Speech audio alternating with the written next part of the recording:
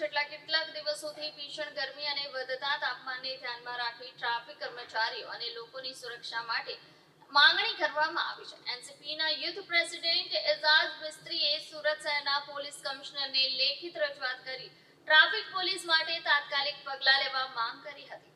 રજૂઆતમાં જણાવાયું છે કે શહેરના મુખ્ય ટ્રાફિક સિગ્નલો અને માર્ગો પર ફરજ બજાવતા પોલીસ કર્મચારીઓ લાંબા સમય સુધી ખુલ્લા તાપમાં ઊભા રહે છે, જેના કારણે તેમના સ્વાસ્થ્ય પર ગંભીર અસર પડી શકે છે. આ સમસ્યાના નિવારણ માટે વિવિધ માંગણીઓ કરવામાં આવી છે, જેમાં બપોરે 1 થી 5 દરમિયાન મુખ્ય સિગ્નલો પર ટ્રાફિક નિયંત્રણ માટે વૈકલ્પિક વ્યવસ્થા ગોઠવવામાં આવે. મોટા ટ્રાફિક સિગ્નલો પર શેડ અને કવર ફિટ કરવામાં આવે, જેથી પોલીસ કર્મચારીઓ સીધા તાપથી બચી શકે. મુખ્ય માર્ગો અને ટ્રાફિક પોઈન્ટ પર પોલીસ કર્મચારીઓ માટે વોટર કુલર અને મીઠા પાણીની વ્યવસ્થા કરવામાં આવે.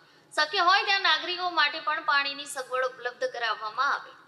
ટ્રાફિક પોલીસ કર્મચારીઓને કુલિંગ જેકેટ, કેપ, સનગ્લાસ જેવા સુરક્ષા સાધનો પૂરા પાડવામાં આવે. આ પગલાં ભરવાથી ટ્રાફિક પોલીસને ગરમીથી રાહત મળશે અને લોકોને પણ પરોક્ષ રીતે ફાયદો થશે, તેમ પત્રમાં ઉલ્લેખ કરવામાં આવ્યો છે.